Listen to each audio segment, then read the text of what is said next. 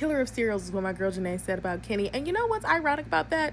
The fact that she's killing everybody on the internet with one post on Instagram. Baby got on a bikini and a booty pic. Kenny will never see heaven.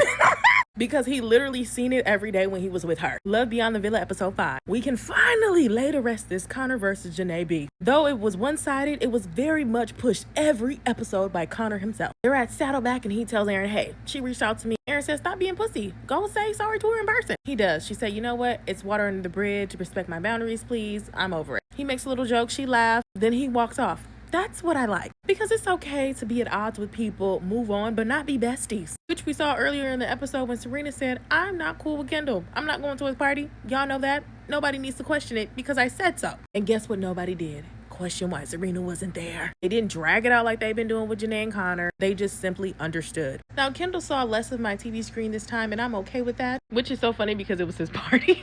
But you would have thought it was Kayla's and Aaron's the way that they was going at it. In the beginning of the episode, we see Kayla, Kendall, Aaron, Connor all at what the fuck? Pickleball, something. Love how open and honest Kayla was and that she felt comfortable to share with her male friends that, hey, my grandma's not doing the best. I'm really sad about it, but I don't want to be cooped up in the house and I'm happy that I'm here today. I wish they would have showed more of how they responded to that because they kind of just went into playing the game. But she is just such a sweet girl. She done brought them headbands, brought water. Her and Aaron talk and she basically tells him like, yeah, I'm dating somebody else. He's like, it's cool. Like, promise to just be friends. And then later at the end of the day, he tells everybody that she tried to kiss him. Well, the confessional and Connor. Anywho, Kayla brings her new man to the party. Torn, not torn. After he meets Janae and Kenny, and Janae was pressing him as she should. We love a good friend that's asking the real details because what is your credit score and do you really like my girl or you just like what she got? He passed the vibe check that gets to the party. Now, I too have been very young in this life. I'm still very young. So I know when a girl is trying to make her ex-man feel a little way. When she asked Torrin, should we go over there? By Aaron and them, and Torrin said, no, we good right here. And she proceeded to still go over there. She was dead wrong for that. Then Aaron started talking to her and Torrin came right next to her in between them like, let me stand right here. As you should. Now, Kayla and Aaron do end up having a conversation at the end of the night and he just feels like she's playing with his emotions. Kayla feels like, I'm not playing with your emotions. You're reading it wrong.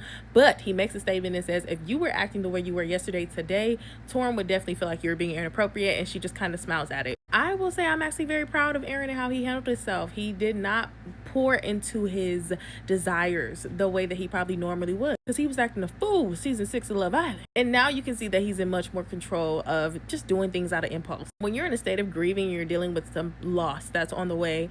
You do a lot of things that you probably wouldn't normally do because you're looking for comfort. You're looking for something to take your mind off of it. And in the confessional, she basically is like, Aaron didn't give me what I needed. Aaron's not the person for me. So I don't know if those are after the show or during, who knows. Nonetheless, the chemistry is great between the two, but I do think that it's best that they just continue to be friends. And the conversation of, oh, she's acting different, everybody's acting different since they left the villa, we need to just dead that because everybody is different since they left the villa. They're a completely new person. We change every single day. They've spent the last year on runways, doing commercials, feeding thousands of people, millions of people. That would change you too, boo. But I personally don't think that it's changed them in a way that they're being difficult or disrespectful to any of the other cast members.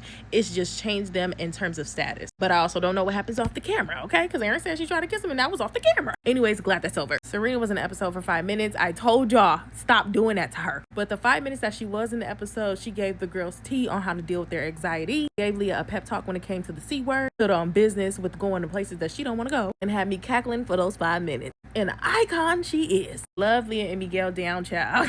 When they got that fake baby and they immediately was like, this is not our baby. Brought the baby to the bar and then Leah tossed the baby to Miguel. I said, yeah, they're a perfect match. Janae is the show, honey, because why did you think in your brain immediately, 1, I'm going to put on this grass costume, scare my homies. 2, I'm going to take this fake baby and give him fake breast milk.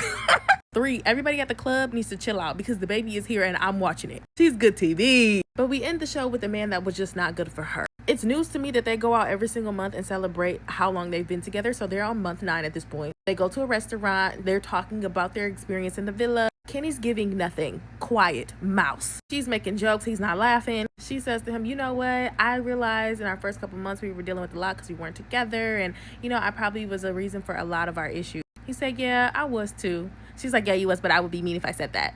He gave her crickets. And what bothered me is the fact that she was saying that she was causing most of their arguments. Because it takes 2 to tango. And if you can't express the things that you're feeling in a relationship, then you probably shouldn't be in one. I was not a fan of how I felt like he was using this time in this moment to humble her. Even with him saying, like, I told Miguel that I needed space from you. Now, this was in response to her saying, you know, I really hope you're not telling our friends that we both wanted space from each other, because I cried and called Leah when you said you didn't want to live with me. And so the way to clear it up, he felt, was to say that he wanted space from her, and that's what he told Miguel. It's not what you say, it's how you say it. You simply could have said, I needed my space, I'm still working on me. Not that I need space from my partner, making it seem like your partner is just a lot to deal with. It's so bad at how he's responding that the producers pull them over and they're having side conversations with both Kenny and Janae. They're asking like, what the fuck is wrong with him? What's his problem? She's like, I don't know. When he's pissed off, he gets quiet, and they pull off. All in all, I done lost my train of thought because a hedgehog just came and fucking stole my book off the front porch. But great episode nonetheless.